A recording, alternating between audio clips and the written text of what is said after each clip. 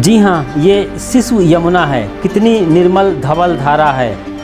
ऊपर हिमालय के सप्त सरोवर कुंड, जो कि ऊपर कालिंद पर्वत पर स्थित है, वहाँ से उतर रही है झरने के जरिए और जा रही है प्रयागराज में गंगा से मिलने के लिए। फिर गंगा सागर की अनंत यात्रा पर निकल जाएगी। आप चार धाम की यात्रा करना चाहते हैं या ये जानना चाहते हैं कि हम यहाँ यमुनोत्री तक कैसे पहुँचे हैं, तो हम उसके बारे में आपको पूरी जानकारी देंगे कि ट्रेन, बस और पैदल हम यहाँ कैसे पहुँचे हैं, कौन सा मौसम यहाँ आने के लिए सबसे बढ़िया रहेगा, घर से लेकर यहाँ आने तक, चार धाम यात्रा करने तक, फिर वापस घर लौटने तक कुल कितना आपको खर्च करना पड़ेगा, क्या क्या सावधानियाँ चाहिए, कौन कौन सी चीज़ें लेकर आपको आना चाहिए जिससे आपकी यात्रा बेहद ही खुशहाल और आनंददायक हो सके, वो सारी चीज़ें हम यहाँ बताएंगे कि यहाँ आने पर किस तरह से आपको रुकने और खाने पीने के पैसे खर्चने होंगे। मतलब जो भी आप जानना चाहते हैं, पूरी कंप्लीट जानकारी हम आपको देते रहेंगे। लगातार आपको हमारे साथ बने रहना है। खुशहाल ज़िंदगी चैनल पर आप बिल्कुल नए हैं तो फ़ौरन सब्सक्राइब कर लीजिए।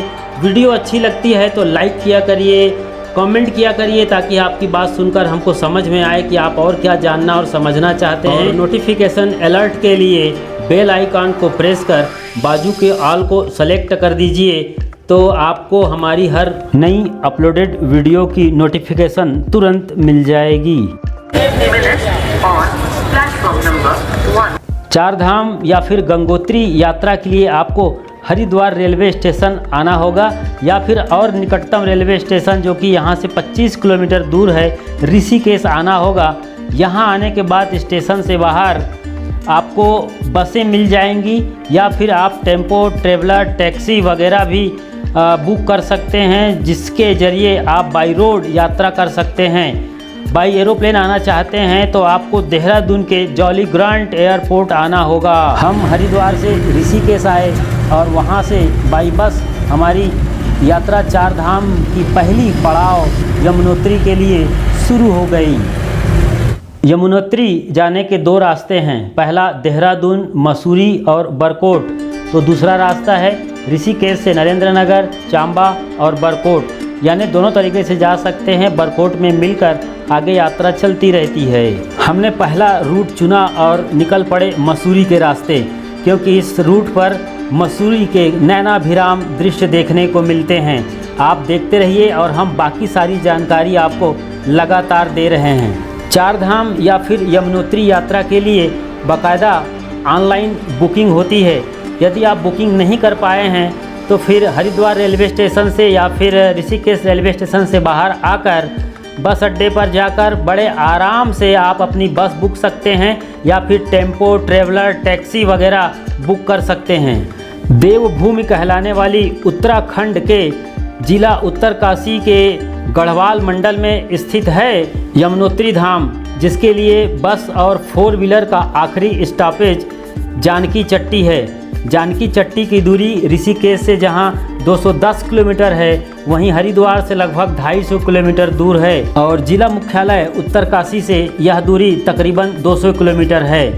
ऋषिकेश या हरिद्वार से जानकी चट्टी तक आने का बाई रोड चार्जेस लगभग 400 रुपये है। अमूमन हर साल यमुनोत्री धाम का फाटक अक्षय तृतीया को खुलता है और भैया दूज के दिन बंद हो जाता है, यानी अप्रैल महीने से लेकर लगभग नवंबर महीने तक खुला रहता है। आप इस बीच आराम से यात्रा कर सकते हैं। अप्रैल के आखिर से लेकर मई और जून तक काफ़ी भीड़ रहती है और लगभग हर चीज़ें यहाँ पर महंगी रहती हैं। वहीं आप बाद में आते हैं अगस्त बारिश के बाद, सितंबर और अक्टूबर में, तो आपको काफ़ी अच्छा रहेगा। भीड़ भी कम रहती है और चीज़ें भी आमतौर पर सस्ती मिलती हैं। आप इस वक्त मसूरी का शानदार लुत्फ़ उठा रहे हैं। खूबसूरत पहाड़ी इलाका है, घुमावदार मोड़ हैं, और अत्यंत ही हरा भरा ये खूबसूरत इलाका है। मसूरी जो कि हिल स्टेशन है, यहाँ लोग स्पेशल आते हैं और आप अभी यमुनोत्री यात्रा के दौरान भी इसे बहुत कुछ देख लेते हैं। आगे हम आपको यमुनोत्री धाम की यात्रा की एक एक क्षण की इतनी बढ़िया दिलचस्प और दिलकश जानकारी देंगे लाइव कि आप देखते रह जाएंगे कि कितने अद्भुत नज़ारे हैं और कैसा अनुभव करते हैं। यह आपके लिए धार्मिक और दर्शन की यात्रा हो सकती है, तो वहीं दूसरी ओर आध्यात्मिक यात्रा भी हो सकती है, जहां आप बाहर के नज़ारों को देखते हुए अपने भीतर के परमात्मा से मिलने का भी जुगत लगा सकते हैं। क्योंकि आप जितने हाइट पर जाते हैं आपका मन मौन होता चला जाता है और स्वयं परमात्मा जो आपके भीतर बैठा है उनसे मिलने का इससे बढ़िया सुनहरा मौका और नहीं मिलने वाला है। तो आप बिल्कुल सजग और सावधानी के साथ हमारे साथ यात्रा करते रहिए। हम बहुत कुछ बताने वाले हैं और बेहतरीन जानकारी देने वाले हैं। यदि आप अपने परिजनों और मित्रों के साथ ग्रुप में पूरे 4 धाम की यात्रा करना चाहते हैं तो न्यूनतम जो पैकेजेस राशि हो सकती है वह लगभग 10 से 12 हज़ार की हो सकती है। शेयर्ड बस द्वारा ऋषिकेश से 4 धाम की यात्रा कर वापस ऋषिकेश लौटने तक की न्यूनतम राशि लगभग 3,500 से लेकर के 5,000 रुपये तक लग सकता है। यह मौसम और उस वक्त की भीड़ पर निर्भर करता है कि स्थिति और परिस्थिति क्या है। इसी तरह से मौसम और भीड़ के हिसाब से होटल्स में रुकने का और फिर खाने का चार्जेस भी ऊपर नीचे होता रहता है। कम से कम आपकी थाली की बात करें, एक टाइम में आपको 70 से 100 रुपए तक की थाली मिलेगी और रात भर स्टे करने का जो रेस्टोरेंट होटल या स्टे होम का किराया लगभग 100 से 150 रुपये पर हेड लगेगा। हमने आपकी जेब का ख्याल रखते हुए यह न्यूनतम रेट दर बताया है। आप चाहें तो और महंगे होटल्स में रुककर अच्छा खासा इंतजामात लेकर अच्छा खासा रुपया भी खर्च कर सकते हैं। चूँकि यमुनोत्री आमतौर पर ठंड इलाका है, इसलिए जब आप नाइट हल्ट करेंगे तो आपके स्टे होम या लॉजेस में या होटल्स में रात्रि के लिए पूरी सुविधा उपलब्ध होगी। बाकायदा आपको रज़ाइयाँ मिलेंगी, सुबह स्नान के लिए गर्म पानी मिलेगा और टॉयलेट बाथरूम बढ़िया फ्रेश मिलेंगे, लाइट बिजली का बढ़िया इंतजामात रहेंगे। हालांकि उस इलाके में पानी थोड़ा सा मटमैला आता है, इसका आप ज़रूर ख्याल रखेंगे। घर से चलने के पूर्व पूरी तरीके से तैयारी कर लें। ख़ास तौर से यदि आप दवा खाते हैं तो अपनी दवाइयाँ लेकर ज़रूर आएँ। इसके अलावा गर्म कपड़े और रेन कोट या फिर छाता लेकर आपको ज़रूर आना चाहिए, क्योंकि यहाँ आमतौर पर बारिश होती ही रहती है। किसी वजह से पहले रोज़ के शाम होते होते तक जानकी चट्टी नहीं पहुंच पाएँ तो जानकी चट्टी से ठीक 9 किलोमीटर पहले हनुमान चट्टी है और 11 किलोमीटर पहले राना चट्टी, वहां भी रुक सकते हैं। तमाम होटल्स, लॉजेस और स्टे होम वहां पर मिल जाएंगे। इसके अलावा 45 किलोमीटर पहले बरकोट में भी आप रुक सकते हैं और सवेरे तक जानकी चट्टी आ जाना अनिवार्य है, क्योंकि सवेरे होते ही यहां से पैदल यात्रा शुरू होती है और हम जानकी चट्टी पहुंच चुके हैं। यहाँ स्टॉपेज है, आखिरी स्टेशन है ये 4 व्हीलर्स और बसेस का। जानकी चट्टी पहुंचते ही यात्री रोमांचित हो जाते हैं, ख़ास तौर से हिमाच्छादित पहाड़ को देखकर तो उनके मन एकदम मस्त मगन हो जाते हैं और इतनी ज़बरदस्त हरियाली और खुशनुमा मौसम उन्हें भीतर से आंदोलित कर नाचने और गाने को मजबूर कर देता है। हम जानकी चट्टी के बस स्टॉपेज में एंट्री ले रहे हैं। यदि आप प्राइवेट वाहन से आए हैं तो यहाँ रात भर गाड़ी करने का चार्जेस लगभग आपको 100 रुपये से 150 रुपये तक लग जाएगा। जानकी चट्टी में विश्राम करिए और सुबह उठकर जल्दी यमुनोत्री की पैदल यात्रा शुरू हो जाएगी, क्योंकि शाम तक आपको वापस जानकी चट्टी आना भी है। अद्भुत है ये नज़ारा, जानकी चट्टी कहलाता है ये उड़ते बादल यहाँ पर स्पष्ट रूप से आप देख सकते हैं। और नीचे ये धवल धारा, एकदम निर्मल पानी है यमुना की। यमुनोत्री यहाँ से तकरीबन 6 किलोमीटर दूर है, पैदल चलना है। चलते हैं और आगे और सारी जानकारी और डिटेल्स देते हैं।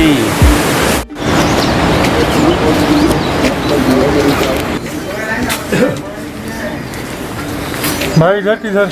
इधर ऊपर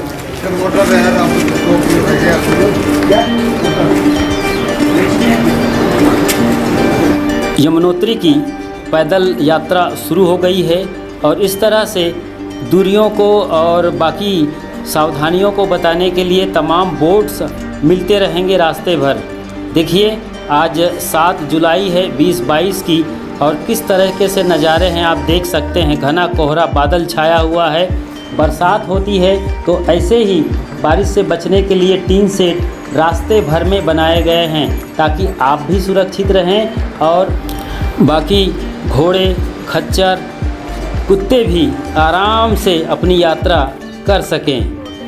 गढ़वाल मंडल विकास निगम द्वारा यात्रियों, श्रद्धालुओं और पर्यटकों के लिए इस तरीके से पर्यटक आवास व्यवस्था की गई है। आप चाहें तो इनकी ऑनलाइन बुकिंग भी कर सकते हैं। अप्रैल के आखिर या फिर मई के शुरुआत से लेकर जून के आखिर तक यहाँ काफ़ी भीड़ रहती है। पैर रखने के लिए जगह तक नहीं मिलती, कई बार वेट करना पड़ता है रास्ते में, ऐसी हालत रहती है क्योंकि उस वक्त बच्चों की छुट्टियां रहती है, स्कूल कॉलेजेस बंद रहते हैं, लोग भारी तादाद में यहाँ देश विदेश से आते हैं। मगर अभी जुलाई का पहला हफ्ता है और बरसाती सीज़न है, इसलिए बहुत ज़्यादा भीड़ नहीं है। बरसात के मौसम में कभी भी बारिश हो सकती है, रास्ता फिसलन भरा हो सकता है, इसलिए ये स्टिक आपको ले लेनी चाहिए। 20 रुपए की एक मिलती है। ये आपको ऊपर चढ़ने में बहुत मदद करता है, बहुत तरीके से इससे सहारा मिलता है। कहीं पर लगे कि कमर दर्द हो रहा है तो इसके सहारे आप आराम से टिक कर खड़े हो सकते हैं और ये चलने में बड़ी आसानी होती है, ख़ास तौर से बुज़ुर्गों के लिए जिनकी उम्र 60 के ऊपर हैं। ये जो बाबा जी हमारे पीछे आ रहे हैं ये लगातार हमारा साथ निभाते रहे, चारों धाम में हमें बीच बीच में मिलते रहे, गुफ्तगू होती रही और बड़े मज़े की यात्रा होती रही। पहाड़ी चढ़ाई पर सांस फूलने लगती है, इसलिए बीच में रुक कर बैठ जाना चाहिए, फिर यात्रा करनी चाहिए। और यदि आपको सीढ़ी पर चढ़ने की या पहाड़ पर चढ़ने की आदत नहीं है तो आपको घर में अच्छा खासा अभ्यास करके यहाँ पर आना चाहिए। क्या है एक पालकी की कीमत इस समय?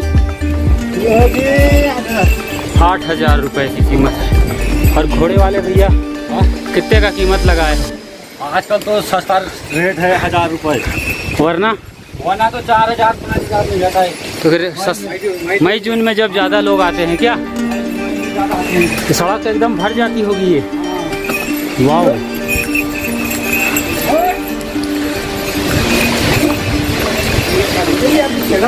आग धुएं का गुबार है।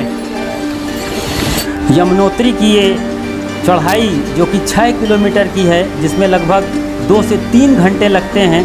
शरीर तो थकने लगता है लेकिन मन थकता नहीं है, उल्टा मस्त मगन हो जाता है। कलकल छलछल धारा यमुना की और शानदार खूबसूरत पहाड़ी नज़ारे जिसमें बादल के बढ़िया फाग हैं, अद्भुत लगते हैं। और जब आप पहाड़ के किनारे से चलते हैं तो नुकीले पत्थरों से आपको बचना चाहिए। काफ़ी निकले हुए पत्थर होते हैं, कहीं सर न टकरा जाए। और ये पत्थर बहुत अच्छे हैं, फिसलन वाले नहीं हैं, स्टेप अच्छे पड़ते हैं। और इसी बीच एक स्थानीय अम्मा पहाड़ पर चढ़कर अपने पालतू पशु और घोड़े के लिए चारा इकट्ठा कर रही है। क्या खूबसूरत समा है, देखते ही मन आह्लादित हो जाता है कि कैसे लोग इतने बड़े अंदाज और जाबाजी से जीते हैं। रास्ता भर में आपका पूरा ख्याल रखा जाता है कि कोई तकलीफ़ आपको ना हो और हर तरह की सूचना आपको दी जाती है। कोई तकलीफ़ हो तो आपके लिए टॉयलेट और सुलभ शौचालय उपलब्ध हैं। अगला विश्राम स्थल या फिर पीने के पानी का इंतज़ामात कहाँ पर है, इसकी भी पूर्व सूचना आपको पहले ही दे दी जाती है। यदि आप पैदल चलने में असमर्थ हैं या फिर घोड़े से चढ़कर ऊपर जाना चाहते हैं तो ऊपर जाने और वापस जानकी चट्टी तक आने का कुल किराया आपको 1000 से 1500 रुपये लगेंगे। वहीं आप पालकी द्वारा जाना चाहते हैं तो उसका कुल किराया आपको 8,000 से 10,000 रुपये तक लगेंगे। और बात करें पिट्ठू पर, यानी एक टोकरी में आपको एक जवान पीठ के पीछे लाद कर ले चलेगा तो उसका किराया 1000 रुपये से फ़िलहाल 2000 रुपये तक का है, जो कि मौसम और भीड़ तथा परिस्थितियों के अनुसार बदलता रहता है। ये यमुनोत्री से यमुना निकल कर आ रही है और यहाँ से यमुनोत्री की जो जन्मस्थली है यमुना की तकरीबन 4 किलोमीटर दूर है। बढ़िया और धवल धारा है, एकदम निर्मल पानी है। पानी देखिए आप, मेरे साथ दिखाइए कितना साफ निर्मल दिख रहा है। कलकल छलछल करती हुई ये जा रही है संगम प्रयागराज, जहाँ से हम आए हैं। वहाँ पर हमारे गुरुदेव सतगुरु अभिलाष साहिब जी का आश्रम है, कबीर पारक संस्थान उत्तम नगर सिलनसराय और कबीर नगर में। वहाँ संगम में गंगा से मिलती है। ये आए हैं, आप कहाँ से आए? हम वृंदावन से। वृंदावन से आए हैं, नहा के आ गए? हाँ, नहा के। अभी कितनी दूरी बाकी है? अभी दूरी बाकी है। कितनी? 2 किलोमीटर। 2 किलोमीटर और है। और ये देखो धुआं छाया हुआ है, पहाड़ का हाइट पता नहीं चल रहा है धुएं के गुबार में। हम बादल में ही हैं और हाँ, धुंध या कोहरा, धुआं, बादल सब एक ही चीज़ के नाम हैं, पानी ही है दरअसल वो। यमुनोत्री के करीब आ गए हैं। अभी यहाँ काफ़ी धुंध और कोहरा छाया हुआ था, लेकिन अब बढ़िया नज़ारा है, साफ साफ हो गया है। आप देख सकते हैं दृश्य काफ़ी सुहाना और खूबसूरत है। पहाड़ी रास्ते भी नज़र आ रहे हैं, दूर पहाड़ से चिपका हुआ लोग लगातार आ रहे हैं। रास्ता यहाँ से और क्लियर दिख रहा है। यहाँ पर एक चाय नाश्ते की दुकान है, यहाँ पर लोग कुछ ले लेते हैं ऊर्जा स्नैक्स के रूप में और आगे बढ़ते हैं। पूरे रास्ते भर में चाय नाश्ता के तमाम पॉइंट्स मिलते रहेंगे, यानी खाने पीने की कोई असुविधा नहीं होती है। उद्गम स्थल से तकरीबन 200 मीटर दूर की नज़ारा है। अद्भुत झरने यहाँ आकर जैसे बिखर जाते हैं, काफ़ी ऊपर से ये झरने आ रहे हैं। अभी आधा देखा आपने और आप आगे देखिए, जहाँ बादलों के साथ आँख मिचौली का खेल खेल रहे हैं या लुका छिपी का खेल खेल रहे हैं। इधर भी झरना, उधर भी झरने, ये झरने ही मिलकर नदी का रूप अख्तियार करती हैं। ये बोर्ड में जो लिख रखा है कि यहाँ से यमुनोत्री यहाँ से दिखाई दे रही है 200 मीटर की दूरी पर। तो ये झरने जो स्पष्ट रूप से दिख रहे हैं आपको, धड़धड़ाती हुई आ रही हैं। ऐसे कई झरने यमुना नदी का रूप अख्तियार करती हैं।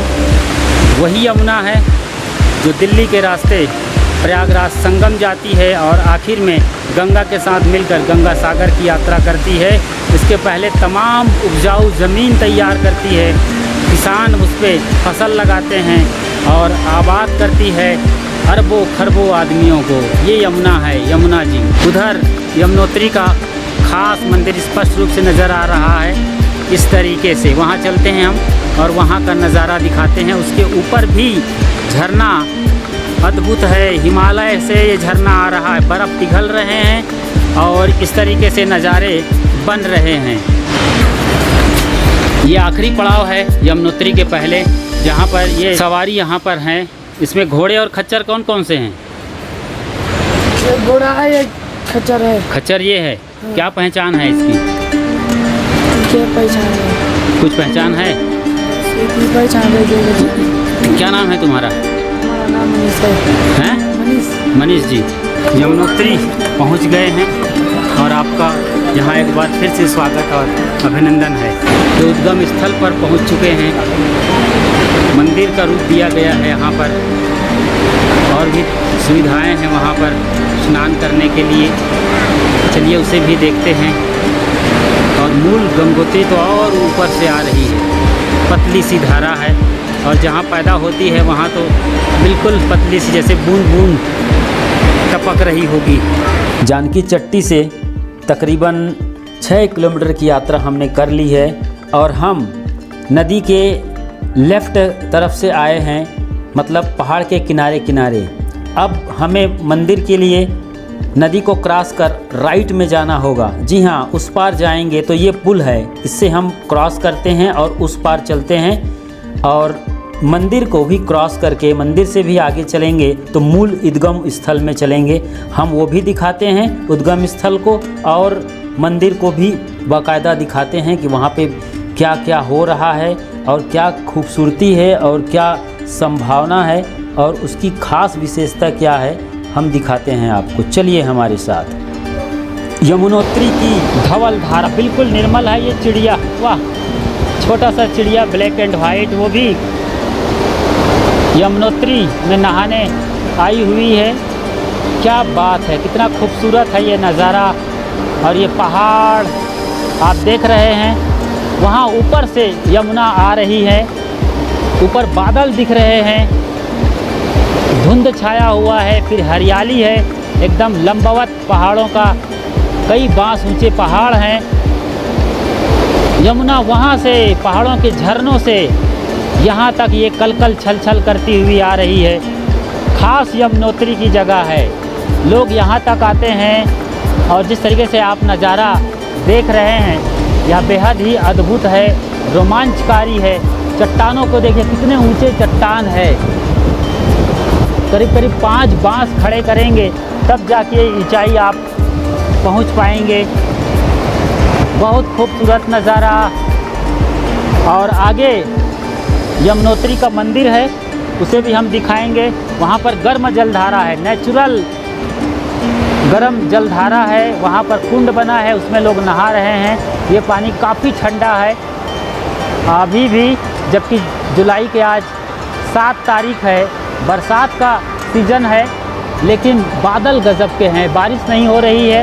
रास्ते में बरसात हुई थी। इन बादलों को देखिए, बादल कैसे खूबसूरत परिदृश्य बना रहे हैं। नीला आसमान, एकदम सफ़ेद चांदी जैसे बादल, और चट्टान ऐसे खड़े हैं कि आप देखते रह जाएं।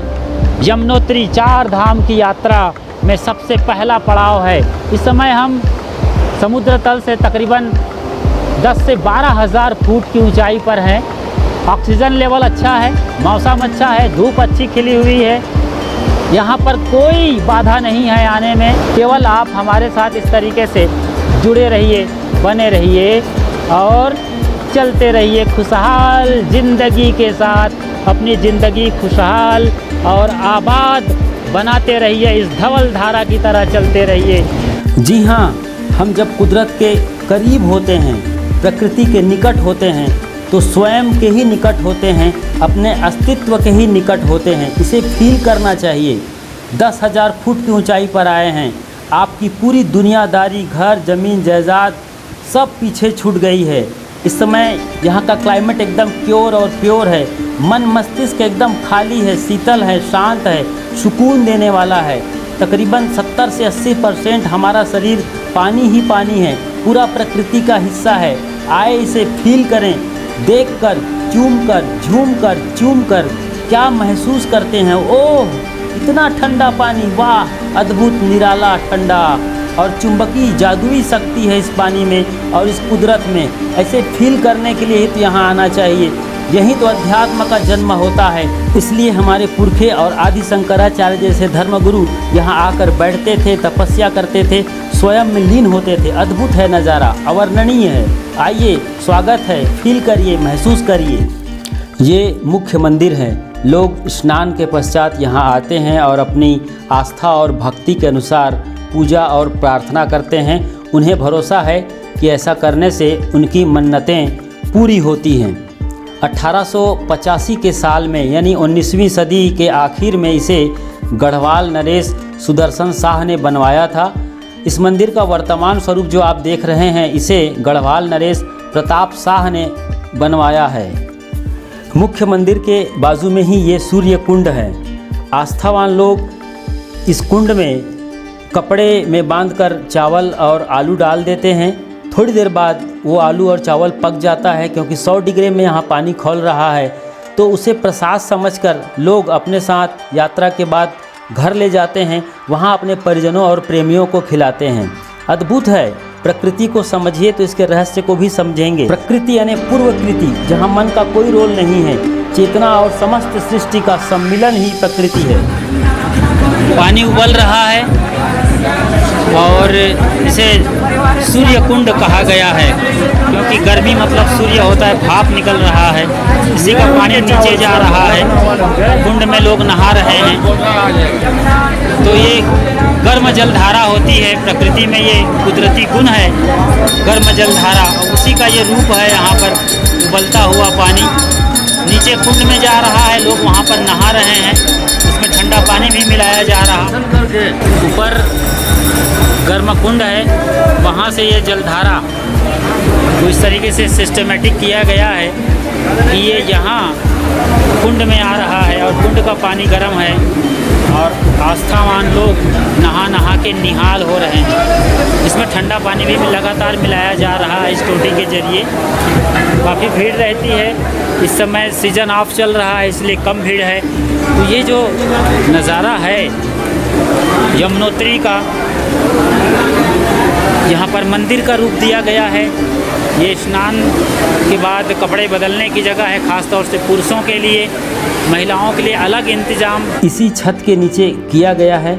वहाँ भी गर्म जलधारा का कुंड है और लगभग एक बड़े गेट के अंदर पूरा हॉल पैक है, जहाँ पर माँ बहनें नहाती हैं और निहाल होती हैं। स्नान, दर्शन और पूजन के बाद श्रद्धालु वापस लौटने लगते हैं और कुछ पूजा की सामग्रियाँ ले लेते हैं। ख़ास तौर से जमुना की तस्वीर बनाई गई है यहाँ पर और कुछ पूजा की और भी तमाम चीज़ें हैं। प्रसाद रूप में कई चीज़ें बिक रही हैं, तो आप आस्था के रूप में, भक्ति के रूप में लिए चलते हैं वापस। बांटिए, अपने लोगों को प्रसाद खिलाइए। और चूँकि आप शायद उपवास रहे हैं, दिन भर चढ़ाई किए हैं, आधा दिन गुजर गया है, आधा दिन बाकी है, वापस लौटना है, तो जाने के पहले आप कुछ जलपान नाश्ता करिए। चलिए आपके लिए पूछते हैं कैसा रेट चल रहा है यहाँ पर इस बाजू के स्टॉल में। दादा समोसा का क्या रेट है इस वक्त? 20 रुपये। 20 रुपये एक पीस का, एक पीस 20 रुपये। और जलेबी का पाव क्या दिया? 40 के 100 ग्राम। 40 के 100 ग्राम है जलेबी यहाँ पर। इसके अलावा ये और एक आइटम है आलू का, ये आलू पकौड़ा है। आलू पकौड़ा बोलते हैं। ये क्या है गोल गोल रिंग वाला? चंद्रकला है। चंद्रकला है। अच्छा, वो लड्डू का क्या नाम है? नारियल के लड्डू है। नारियल की। हाँ। क्या है उसका पीस? लड्डू 20 रुपये, 20 रुपीज़। और ये चंद्रकला क्या बिक रही है? 30 रुपये। 30 रुपये पर पीस। ये मीठा होता है कि नमकीन? मीठा मिष्ठान सेंटर है ये। यहाँ बाजू में भी तमाम भोजन प्रसादी उपलब्ध है। हमारे भाई मोहित गौतम जी वहाँ पर काफ़ी बड़े आदमी हैं, बिल्डर हैं, वो कॉन्ट्रैक्टर हैं, तो यहाँ पर आए हैं हमारे साथ। उन्होंने इच्छा जाहिर की थी और यहाँ वो आए हैं। अभी कैसा लग रहा है यहाँ का माहौल, नहाना कुल मिला कैसे लगा? बढ़िया। और क्या खाने में क्या चाहिए अभी? तंदूरी खाओगे? तंदूरी चाय बताइए। चाय पियोगे कि तंदूरी खाओगे? क्या खाया क्या है भोजन के नाम पर? अभी तो कुछ नहीं खाया। अच्छा, चलिए जब भूख लगे तब खाइए। अब हम जानकी चट्टी लौट रहे हैं, लेकिन लौटने के पहले आपको हम अगली यात्रा की एक स्पेशल झलक दिखा देते हैं। जी हाँ, यहाँ के बाद हम सीधे गंगोत्री चलेंगे, तो आइए गंगोत्री की एक झलक देख लेते हैं। आपके अपने पसंदीदा YouTube चैनल खुशहाल ज़िंदगी के साथ लगातार बने रहिए। यदि आप इस चैनल पर बिल्कुल नए हैं तो फ़ौरन सब्सक्राइब कर लीजिए। वीडियो अच्छी लगी है तो लाइक करना बिल्कुल मत भूलिए, फटाफट लाइक करिए। और क्या और चाहते हैं, किस तरह की वीडियो चाहते हैं, गंगोत्री यात्रा के बारे में क्या जानना चाहते हैं, सारा कुछ हमें लिखिए, कमेंट्स करिए नीचे कमेंट बॉक्स में। बेल आइकन को प्रेस करके बाजू के आल को सेलेक्ट कर लीजिए, तो हर नोटिफिकेशन सबसे पहले मिल जाएगी। यहाँ इस रास्ते पर अभी फ़िलहाल सफाई हो रही है। आगे भैरव बाबा का मंदिर है, भैरव बाबा का मंदिर देख लेते हैं, उसके बाद आपको गंगोत्री की आपको एक स्पेशल झलक दिखाते हैं। उसे निमंत्रण स्वीकार करिए और अगली वीडियो ज़रूर देखिए और इस वीडियो को खूब शेयर करिए। भैरव बाबा मंदिर, भैरव बाबा के दर्शन एवं आशीर्वाद के बगैर यात्रा अधूरी है। तो श्रद्धालु यहाँ रुकते हैं, टिकते हैं कुछ पल, वरना सीधे निकल जाते हैं जिन्हें खुद पर भरोसा है। हम गंगोत्री में हैं। जी हाँ, गंगोत्री, जहाँ गंगा पैदा होती है, यहीं से गंगा निकल रही है। देखिए कितनी गरज रही है, एक ताल तरंगों के साथ शोरगुल मचाती और पूरे रौब के साथ एक दबंगई के साथ गंगा का यहाँ पर अवतरण हो रहा है। हिमालय पर्वत से पीछे बड़े बड़े ग्लेशियर नज़र आ रहा है।